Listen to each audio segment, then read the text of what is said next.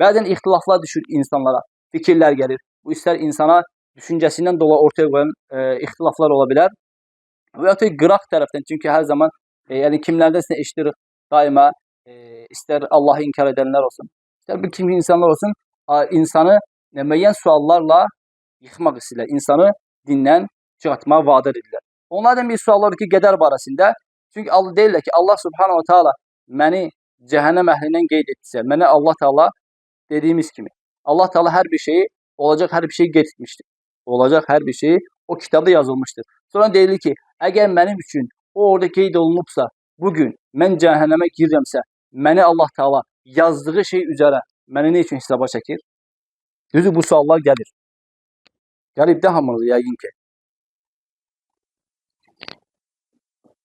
Buna cavab olaraq Peyğəmbərimiz sallallahu aleyhi bir neçə hədisdə bu kimi sualları bizə bildirmişdir.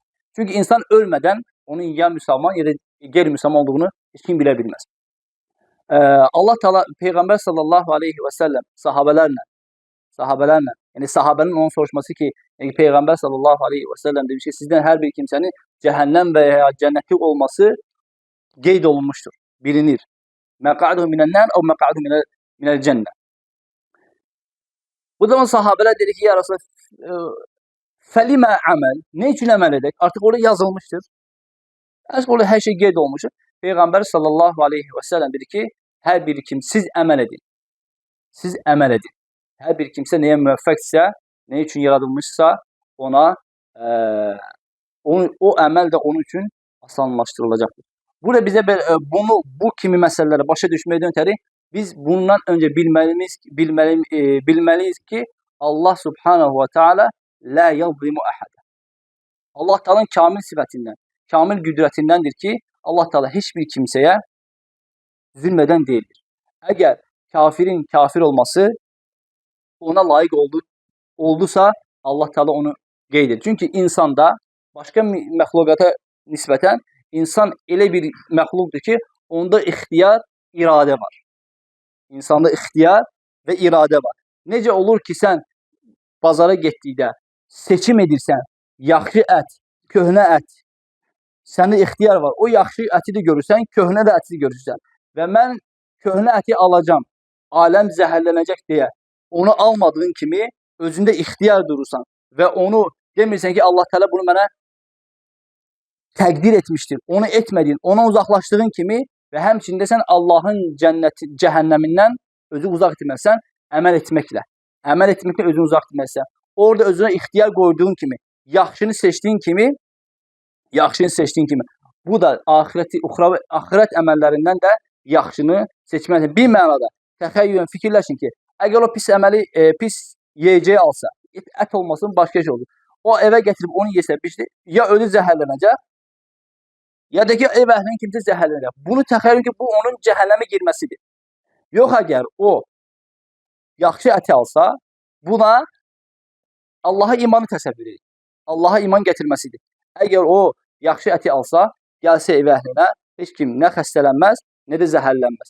Həmçində insan Allaha özünü, qədəri, hüccət götürməsi ki, Allah Teala məni ona qeyd etmişdir, Allah Teala məni yazmışdır, mən qeyri-müsəlmanam və sən hardan bildin, və sən hardan oxudun ki, sən əməl etmədin, bilirsən ki, Allah Teala səni cəhənnəm əhlindən edir. Allah Teala dediyimiz kimi, Allah Teala biz məxluqata, biz insanlara ixtiyar, seçim bir xüsusiyyət verib.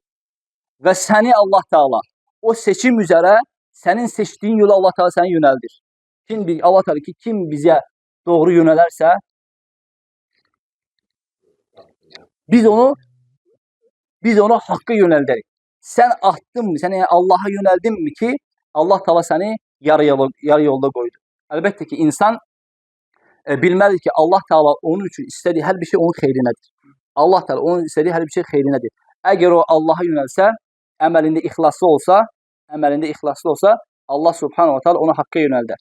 Və Allah Teala dediyimiz kimi, Allah Teala olan, olacaq və olmayıb, olsa necə olacaq hər şeyi biləndir Allah Teala. Bu elmdən dolayı Allah Teala o levh-i məhfuzda bilir ki, əgər bu insan yaradılmayıb, çünki təxəyyül edin, dünya, səma, göy, yerlər heç bir yaradılmıyor. Və bundan 50 min əvvəl Allah Teala olacaq hər bir şeyi, qiyamətə qədər hər bir şeyi qeyd edir. Və bilir ki, ey sən insan, müsəlman və ya da qeyri-kafir, sən bu ərəfədə yaşadığın 50-60 il ərzində sənə İslam ərz olunacaq. Sənə Peyğəmbər gələcək. Sənə cənnəti, cəhənnəmi göstərəcək. Və cənnət yolu budur. Və cəhənnəm yolu da budur. Cənnət yolu budur. Və cəhənnəm yolu da budur. Sənə bildiriləcək. Və bu ixtiyar üzrə sən bunu seçdinsə, deməli Allah Teala sadəcə zülm etmədi. Sən özün seçdiyin üzrə getdin. Heç bir zaman Allah Teala cəhənnəm əhli üçün, deyək ki, cəhənnəm əhlinin müəyyən əzablar var. Məsəl üçün, deyək ki, zina edən üçün xüsusi bir əzab var. Və ya da ki, yer qəsb edən üçün, haqsız yerə yer qəsb edən üçün başqa günahlar var. Yəni, o əzab növləri var. Bu əzab növlərini Allah Teala heç bir kimsəyə o əməl etmədisə verən deyil.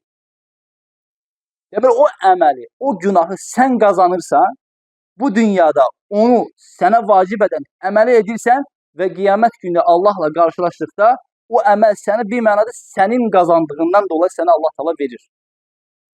Əgər ondan tövbə etsən, o səndən uzaqlaşacaq. Amma sən ixtiyar içərisindəsən. Bunu unutmayın. İnsan ixtiyar içərisindədir. İnsanda seçim kimi bir xüsusiyyət var.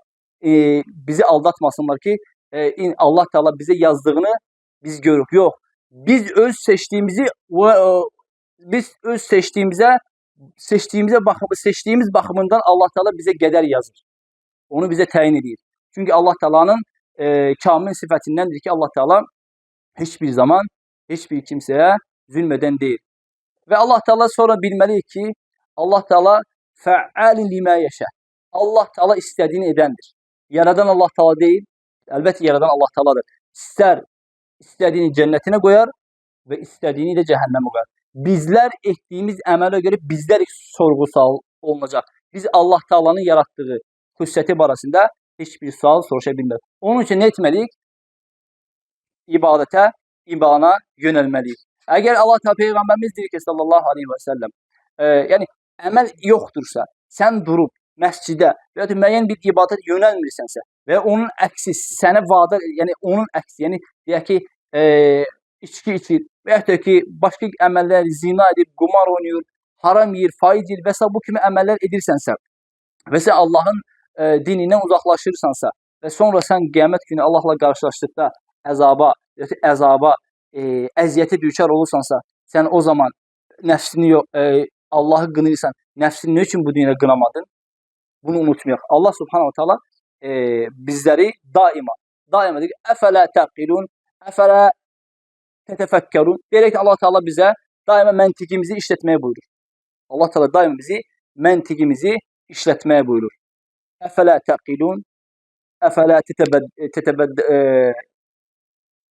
tətəfəkkərun və yaxud da ki, yəni, fikirləşməyə, tədəbbür etməyə çağırır Allah Teala bizi daima. Bu da həmçinin bizi Allah subhanahu teala'nın verdiyi, başqa məxluqatlardan verdiyi əlavə bir xüsusiyyətdir. Fikirləşmək, düşünmək.